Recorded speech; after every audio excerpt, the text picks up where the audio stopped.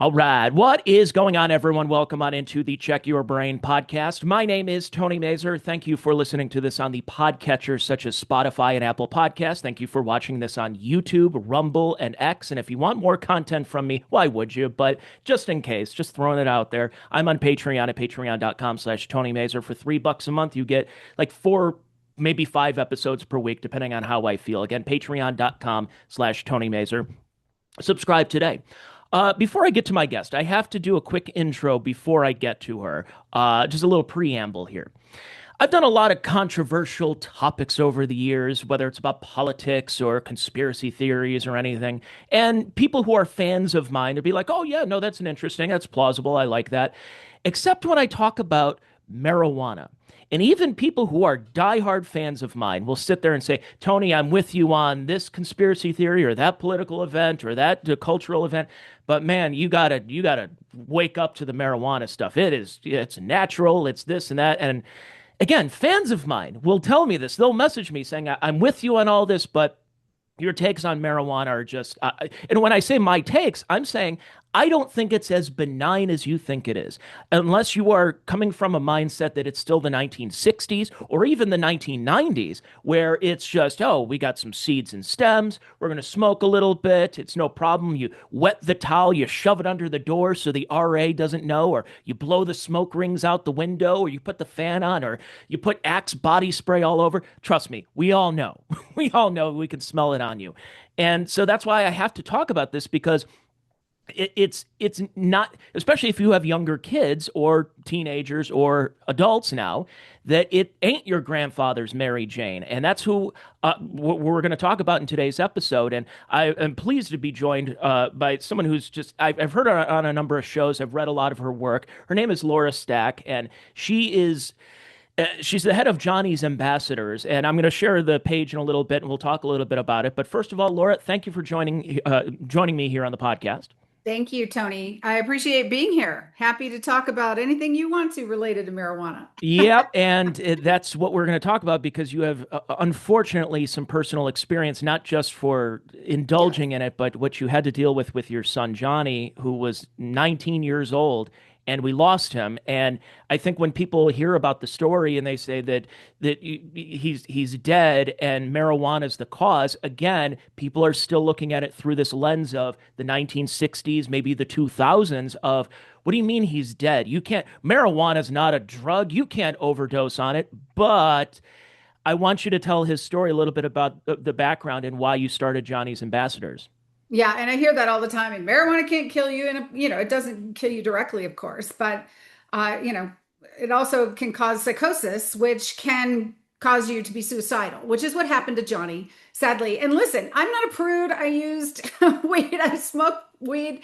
When I was in high school, I had a buddy named Jim who was growing weed in his basement. And of course, his parents didn't know. And we'd go down. There were, like eight of us. He'd roll a joint. He didn't have a lot of plants, and we'd smoke it and pass it around. And these are the days where you'd giggle and kind of, are you high? Am I high? And you'd go to Denny's. Like it was just so mild. And so, when Johnny told me at 14 years old that so and so's brother had weed at the party, and all the boys wanted to try to get high. I'm thinking it's the same stuff I used in Jim's basement. Like I have no concept of this because I didn't use it again after college, and so I wasn't in the culture. I didn't know there were vapes and wax and gummies, and that the stuff I smoked, 2% weed back in the 80s. Now the average weed is 20% in dispensaries where weed is legal, but we found a 42% strain of THC of weed in a California dispensary. And I'm thinking Johnny said, we used, and admit the first thing I said to myself was, well, it's just weed. Like, kids will be kids. What's the big deal? I was so wrong. I was so ignorant. I was so naive. And you have to understand, my son, before he started using, This is a kid, like no mental health issues. We don't have a history of any kind of schizophrenia. In fact, he was tested, took the genamine. He doesn't have any of the gene clusters for, CMTA, TICI1, all this stuff. People were like, oh, he would have gotten schizophrenia anyway. No, he was a straight A student. He got a perfect SAT score in math, 800 out of 800. He was an athlete. He had a scholarship to Colorado State University, which he lost after 2 weeks, and then got another one at University of Northern Colorado. He lost that one. It took him down from the age of 14 until 19. By then, paranoid, suspicious, thought the mob was after him, and he jumped off a building. So did weed kill him? Well, his drug of choice was wax, and it ruined his brain and his life. And he knew it in the end because he told me. He came to our house 3 days before he died, and he was like, Mom, just want you to know you were right. And I'm like, about what? He said, about the marijuana. He said, you told me years ago when I was a kid that it would hurt my brain, and it has ruined my mind and my life, and I am really sorry, Mama. I love you. And that was it. And so, alcohol doesn't make you psychotic when you're 19. It is irrefutable. We have evidence, we have research. We know young people who use THC products, today's high potency cannabis products, can become psychotic. It is irrefutable. We have the research now. We have the trials. We have the gold standard. So for people to say, oh, it's just weed, it's natural, God made it, it grows in the ground. Okay, it used to hundreds and hundreds of years ago, and the stuff we used at Woodstock when I was born was 1%, 2%. But back then, if I smoked a joint in Jim's basement, if I rolled a half-gram joint and smoked it by myself, which we never did because it burns your lungs and burns your throat, it was really rough, it would be maybe 5 milligrams of THC. Today, a cart, 80% THC with a gram is 800 milligrams of THC versus 5. A heavy user, because I'm in high schools almost every day doing high school assemblies, and I know. They will go through a cart in a day or 2 or 3, 800 milligrams. A dab, wax that Johnny was using, 200, 250, 300 milligrams in a dab when you take a dab versus 5 in a joint. This is not the same drug. Yeah. And it is a fat soluble molecule. THC is a lipid. It binds to fat. It sticks in the brain. And these heavy dosages that these kids are taking are causing all kinds of mental health issues that we never had when I was a kid. I mean, we had our table full of stoners, like anyone else did, but we didn't see schizophrenia and bipolar and anxiety disorders and depression and schizoaffective disorder and all of the things that we are seeing now in this schizophrenia generation. Johnny would be 26 years old now, and nobody is really looking at the harms to the teen brain. This stuff doesn't grow in the ground. You can't pick up shatter. You can't pick up resin. These are all lab made, very, designed products. The boys are sticking THC suppositories. Okay, they make tampons. There are drops. There are nasal drops. There are inhalers. There's eye drops. Any orifice you can get THC in, they have figured out how to do it. Drinks. There is no comparison. Even when you were in college, Tony, that was 20 years ago. It's just not the same. It's way different from like even 15 years ago, and and also the cultural stigma is also something I want to talk about too, because you mentioned the stoners table, and everybody remembered being in the cafeteria, and you have the jocks and the prissy girls and the stoners and the theater kids, yeah. And now it seems like it doesn't really matter who the stoner kids it could be the quarterback of the football team. It could be the head cheerleader. They're all Yeah. doing something, unfortunately. Yeah. And when you And said they're about, you were they're talking about using teens and gummies kids. and Yeah. yeah, well, because it's become normalized, commercialized, legalized. And listen, I want people to understand, I do not have a dog in the hunt in legalization. I am not an anti-legalizer. I am not trying to take away anybody's rights. I am not trying to repeal. People are like, "Oh, you're a prohibit." How do you know I'm a prohibitionist? You don't know who I am. I just know that when people voted for it in Colorado, because I was here in 2014 when it was legalized, we all thought we were voting for Jim's basement weed. Okay. And that is not what our kids got. I'm concerned about the growing brain because what nobody understands is how THC makes you high in terms of the mechanism and specifically what it does in apoptosis to dendrites in a growing brain. That is what people do not understand. So look, if you're an adult and you want to, smoke away, we know it causes cognitive issues far worse than alcohol when you are older. We know there are harms, but there are far more harms to young people. So until the age of 30, we know it changes the brain differently. Your brain is formed, my brain is formed.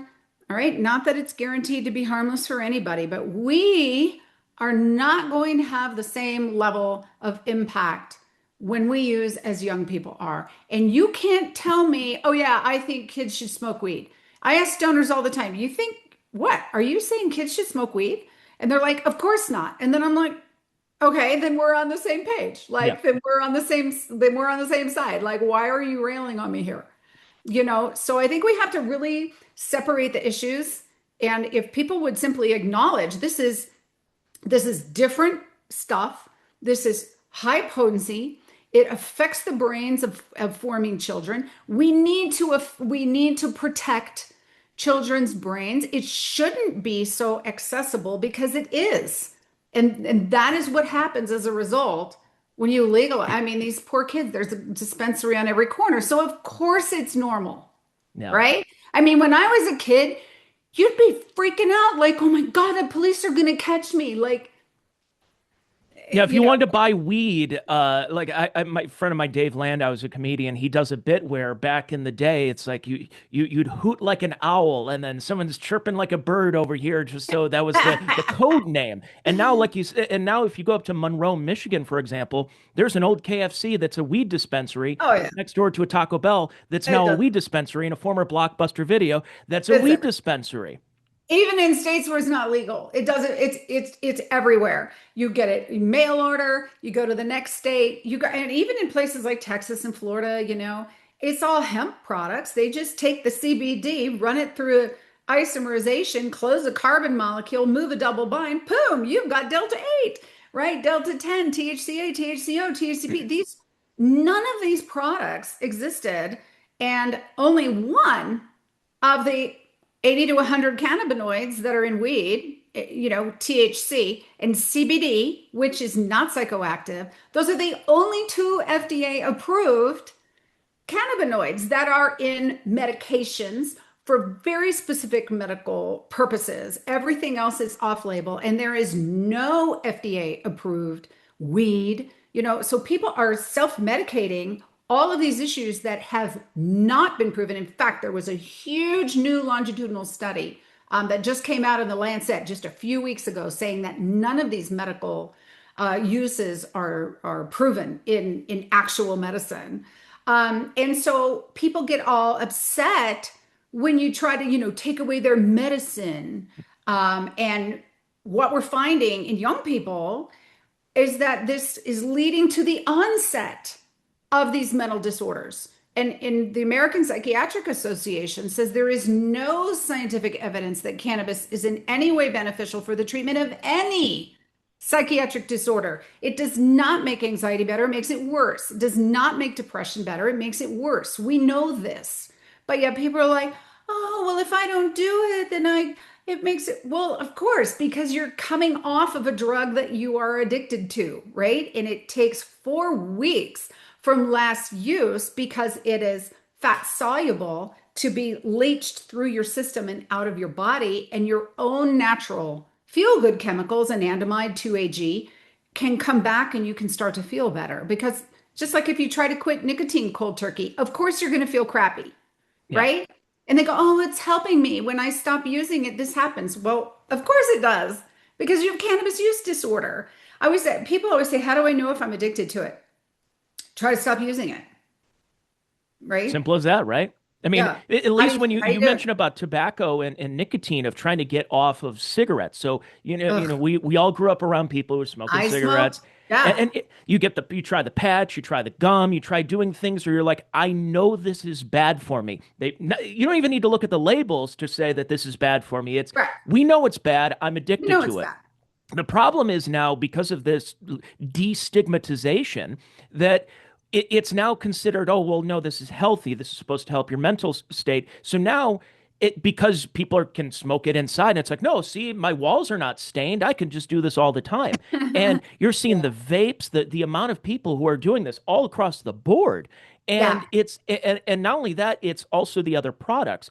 I'll out myself when I say this, where I do dry January every year, and it gets easier and easier as I've gotten older, weirdly enough. But there have been times where I've had friends of mine who say, well, I know you're not drinking, here, try an edible. And I'm like, well, yeah, I remember 20 years ago having a joint or smoking a bowl, hitting a bong or whatever. Yeah, you get kind of high and stuff. I had a gummy a couple of years ago. We went up to Michigan when it was Woo. legal at the time, Yeah. and what happens with people who do these gummies or these edibles? They go, oh, it's kind of tasty. It kind of tastes like chocolate. It tastes like whatever, but it's not doing anything to me. I better take the rest of this. So then Oh you take it, no, and then the you did geeking not. starts. And Oh for me, no. I did it one time where I tried it. I'm like, oh, this isn't doing anything. I'm sitting here for an hour. So I tried a little bit more. And then next thing I know, I'm holed up in the bathroom for 2 hours, Uh-huh. geeking out. And I'm Uh-huh. saying, and I'm like, I'm never doing this again. And I haven't. It was three Yeah. years. And not that I was addicted. I just wanted to try something like, hey, I'm off work. I've got nothing going on. Let's see what the kids, let's see what this is all about. And the Yeah, problem that's is what I'm saying. because It of doesn't, you don't have to be a kid, it's not, it's exactly.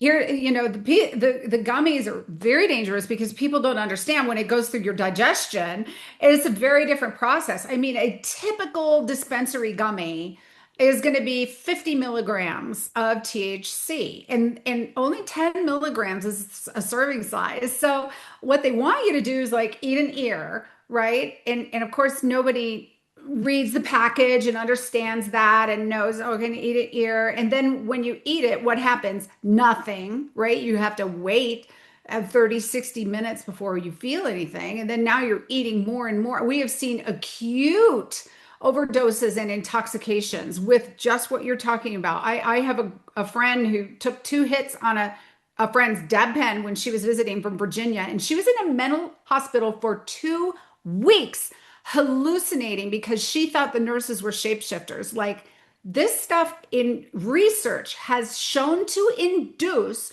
transient psychoses and paranoia. And the problem is when they get sober, which my son did many times, 3 times, he was forced sober because he would have to go to a mental hospital, because he thought the FBI was after him or whatever. And then he'd be forced sober and he'd be fine. And he'd come back and he'd be like, okay, just kidding, that was really embarrassing. The mom's not after me. But then he'd use again. And then he'd have another episode. And the problem is the more people don't associate the THC with the being on the basement curled up in a ball, Yeah. Tony, Hmm. right? And they Oh go, yeah. "Oh, that was just a fluke. That was just a I took one-time too much. Maybe next time it'll be I just a little less. yeah, I'm fine. My brain is healed. They do it again. They have another episode. And then guess what happens? It gets harder and harder and harder for your brain to go back to baseline. And we know from research 12 million people in Ontario, 40% of people who show up in the emergency room, young people, young and men mostly, only 40% of them will convert to schizophrenia within 3 years of that episode. That means only 60% of people are going to go back to normal. So when you have a first episode psychotic reaction like you did, you cannot do it. And we don't know why. We don't know why some brains have this kind of like allergy. There are 125 gene clusters in the genome that are related to schizophrenia. 75% of the population are estimated having one of those. So there's no test, right? For like which people are going to be okay and which are not. But everybody is impacted in some way or another, right? Whether it's motivation, whether it's IQ points, whether it's cognition, whether it's reaction time, whether it's coordination. I mean, we know what the THC molecule does in different parts of the brain.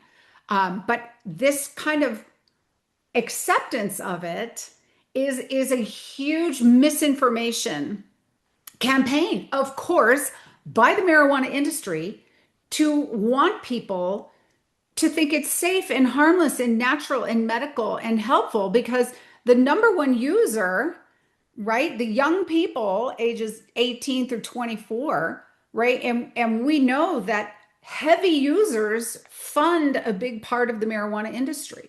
The majority of it are heavy users, not the grandma who's occasionally taking a gummy, for her sleep.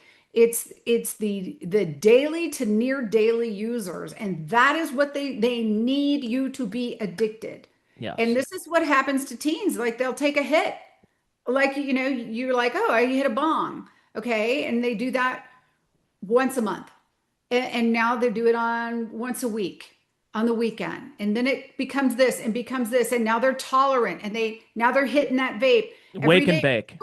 Yeah, when they wake up, before class, after class, before lunch, and then Johnny got so tolerant, he moved to wax, right? And now it starts messing with your mind, and you're in this massive spiral. And unfortunately, a lot of teens have to go into treatment because they can't stop. Yeah. And it is totally messing with them. And this, cycle, unfortunately, happened to Johnny over and over and over. And in the end, he knew, because I have his phone and I have all of his videos and Snapchats and photos and everything that he said, that he was like, this stuff wrecked my mind. And sadly, he just didn't want to do it anymore. In the 7 years since Johnny has been gone, and since you started this advocacy, have you seen a little bit of a change in people? Have people come to you and said, "Hey, this Yeah. is Yeah. and not only just like parents and teens, but other people who just see this affected?" Because it just seemed to me that we were creating this generation of zombies. Yes, And when you're going we around a are. college campus, I don't live too far from Ohio State University, to 2 hours south, and you just start looking around, going, it just seems like the Walking Dead around here, because everybody's just Everybody's just on. vape, Yeah. vape, vape. You're not even just going out and having a cigarette or two during for a smoke break at lunch. It's constant, and I Constant. would think that a lot of people are going, this can't be good for me, can it? Well, the Gallup poll, the recent Gallup poll shows that the public support of legalization is actually declining at a very steep rate. Some states are actually coming out with legislation to backpedal on their legalization. Colorado put a huge a bill, 1317, and it passed, regulating marijuana concentrates. Because my son at 18, you know, went to the pot shop, dog gives him $300. You get your, med card, which of course there's nothing wrong with him. And now, he's the high school drug dealer. People go, oh, it's 21, you can't use it till you're 21.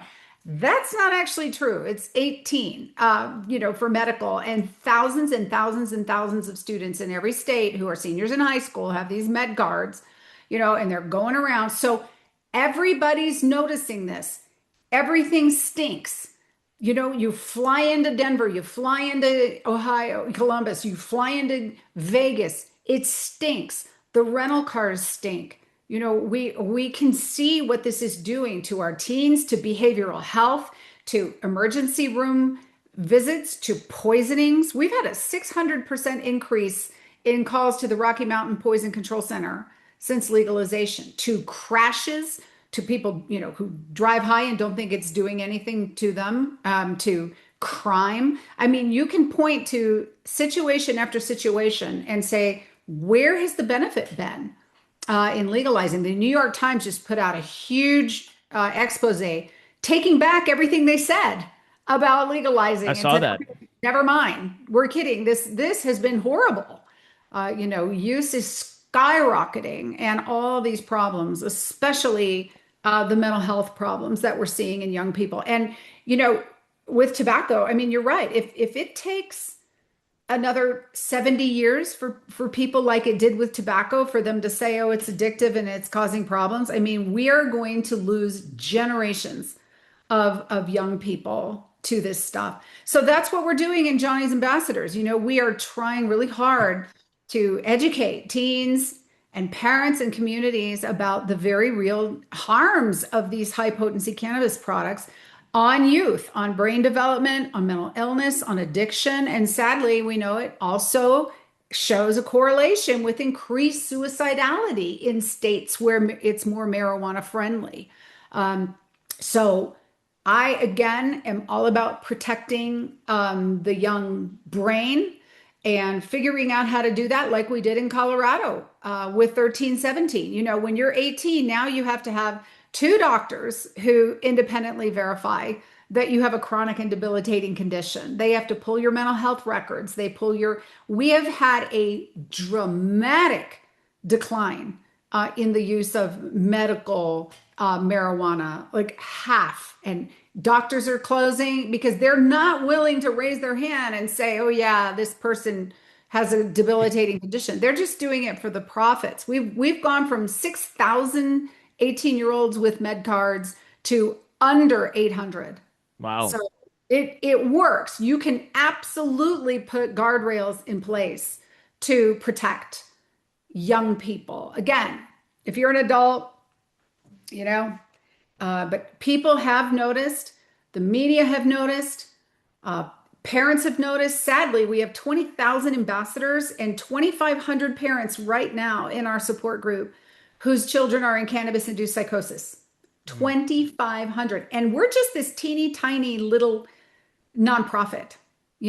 I know the epidemic is much bigger than that.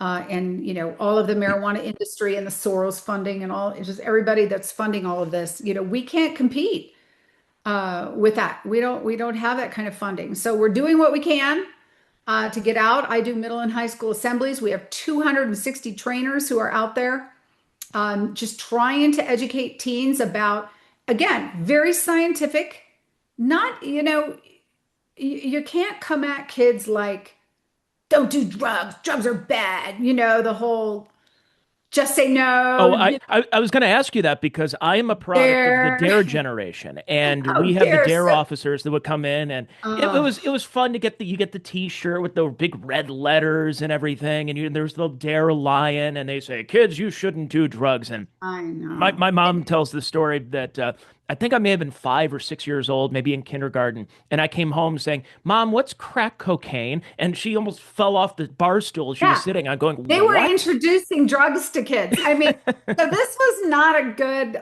result. I mean, we actually were able to see in that effort that it actually increased curiosity and incited kids to use. We don't want to go out and give a lesson in using drugs. In our assemblies, we don't show drug photos at all because you don't need to talk about serving size and milligrams in the brain and endocannabinoid systems and CB2 receptors. You can talk about all of these things without having to show pictures of drugs. Yeah. But teens are, if you speak with them in a very respectful fashion, not like judgmental, not trying to manipulate them, they will see right through you. They understand scare tactics. They understand, trying to make, oh, boo-hoo, my kid died and you will too. What? Like it's just not the right approach. No. But if you come at them with facts, with science, with we show them MRIs, we show them PET scans, with real research,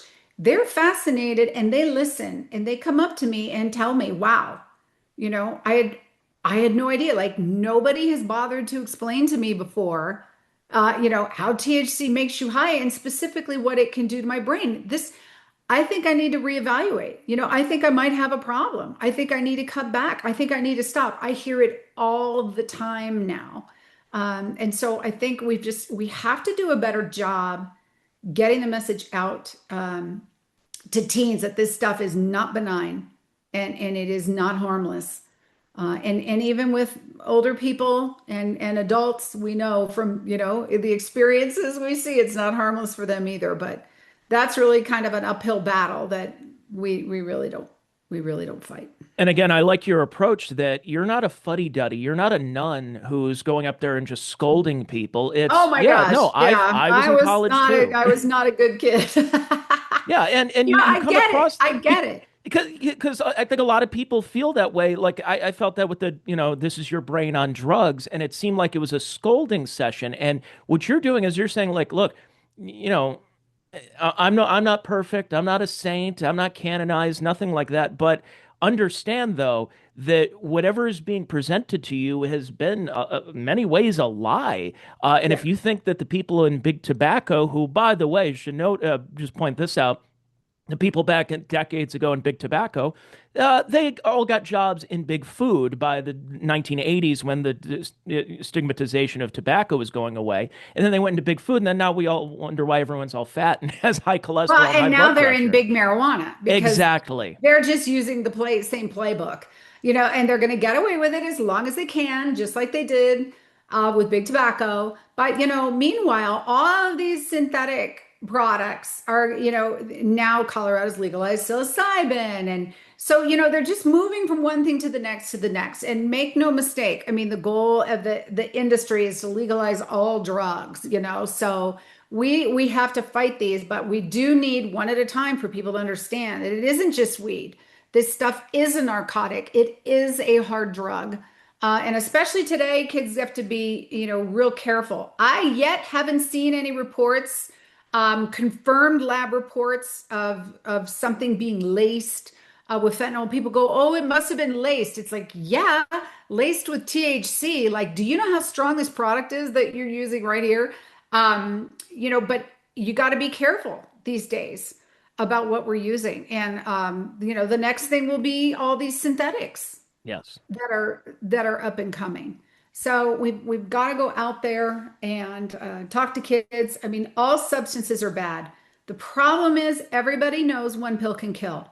Everybody knows alcohol can poison you and causes more deaths worldwide than any other substance. Everybody knows tobacco will give you lung cancer, but very few people really understand the harm that marijuana can do in the brain, the mental illness that it can cause, and that it isn't a harmless drug. We've got to get the message out to people. Especially for the younger people out there. And if people want more information, go to johnnysambassadors.org. Go check them out.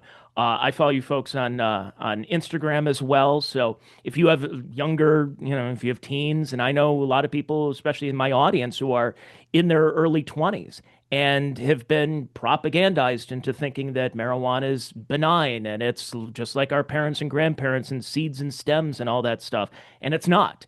And so if you, especially if you're a parent listening to this and you're trying to find a way to talk to your kids about this without again coming across as a scold, go check out Johnny's Ambassadors and go check out all of Laura's advocacy. And because you know you don't want to be Laura here. Let's just say this. You don't want to be in a situation where you lose one of your kids because there's either not enough information out there, or the information has muddied the waters so much that you're still operating like it's still decades ago and that this is just a harmless drug just used for fun at a college party. It's not the case anymore. And that's why I'm very pleased to have Laura here on the podcast today. Laura, once again, johnnysambassadors.org.